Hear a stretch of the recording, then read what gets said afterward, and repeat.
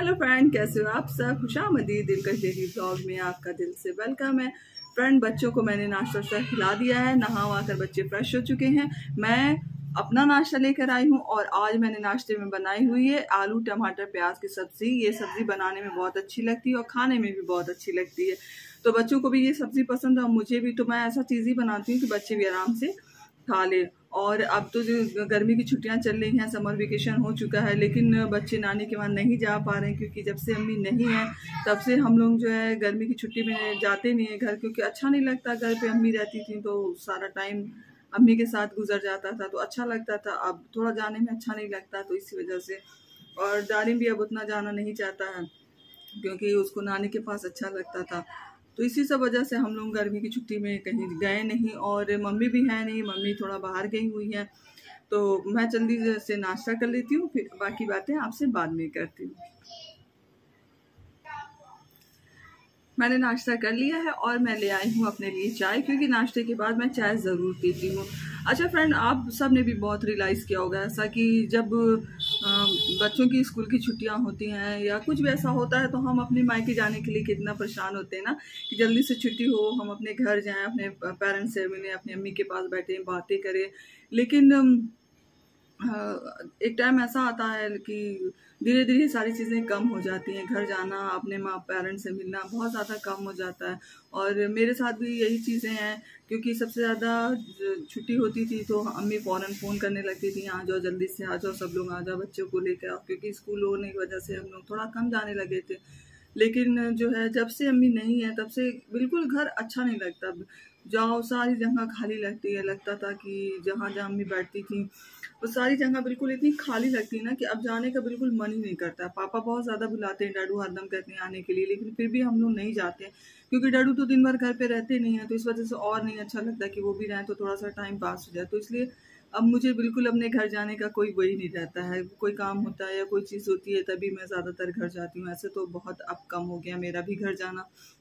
और अम्मी के ना होने के बाद तो मैं बिल्कुल भी जाना छोड़ चुकी हूँ, क्योंकि अब मुझे अच्छा ही नहीं लगता, बिल्कुल कुछ भी नहीं अच्छा लगता अगर। तो ऐसा सबकी लाइफ में होता होगा, इसीलिए मैंने इतने दिन से ये बात रियलाइज़ की।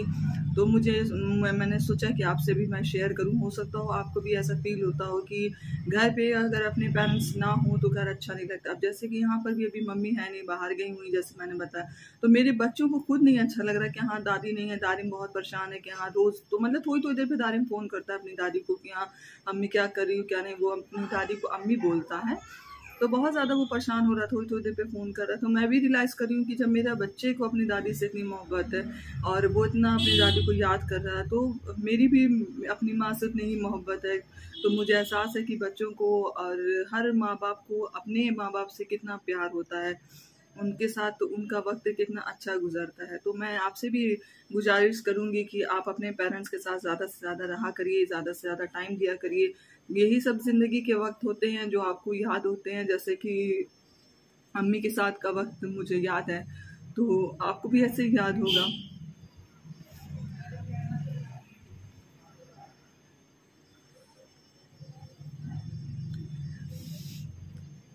ऐसा कोई टाइम नहीं होता कि मैं अपनी अम्मी को मिस ना करूं या याद ना करूं। हमेशा मैं अपनी अम्मी को याद करती रहती हूँ हर एक पल में।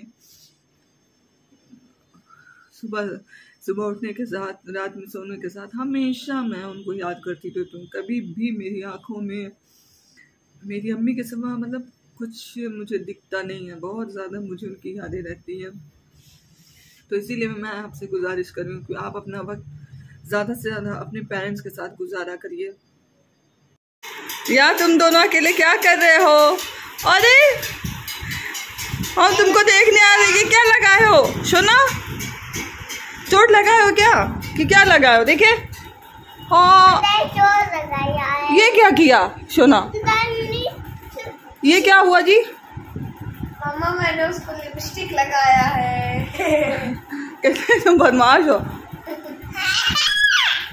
गंदी बात ना, हम समझे चोट लग गई है तुमको। देखो नाक और पास सब में लगा लियो, नाक के अंदर भी लग गया। ठीक ये मम्मा अब ये छूटेगा नहीं। मैं आपके साथ प्रैंक किया था। प्रैंक कर रहे थे हम, सबसे सोचे तुम लोग क्यों नहीं बोल रहे हो कि मेरे बच्चे मुझे आवाज़ क्यों नहीं दे रहे, क्यों इतना सन्नाटा है। मैं नाश्ता भी कर रही हूँ, चाय भी पी रही हूँ, कुछ मुझे आवाज़ नहीं दे रहा है। तो देखिए लिपस्टिक का प्रैंक हो रहा था कि हम आएंगे तो देखेंगे तो ये हम डांटेंगे लोगों को, लेकिन मुझे आइडिया था कि ये सब कुछ शरारत करोगे, इसलिए मैंने वीडियो बनाने से पहले जाकर इन लोगों को देखना शुरू किया कि क्या कर रहा है बदमाश बच्चे मेरे। दुरूद अभी खाना खाकर सो गया है, अब वो थोड़ा शाम को उठेगा और शाम को उठने के बाद बच्चों ने बहुत हल्का सा नाश्ता किया था क्योंकि मन नहीं हो रहा था। तो अभी दारिम को भूख लग रही थी, मैंने कहा थोड़ा सा पढ़ लो, लेकिन उसने कहा कि मुझे खाना दे दीजिए। और मैंने उसको खाना देने के लिए मैं चली गई थी किचन में, और जब मैं आई तो मैंने देखा कि दुरूद ने थोड़ा सा किताब को फाड़ दिया है, तो इसलिए मुझे थोड़ा सा गुस्सा लगा और मैंने दुरूद की थोड़ी सी पिटाई भी की ताकि उसको एहसास हो कि मैंने कुछ गलत काम किया है। और दारिम भी अब खाना खाकर पढ़ाई करेगा।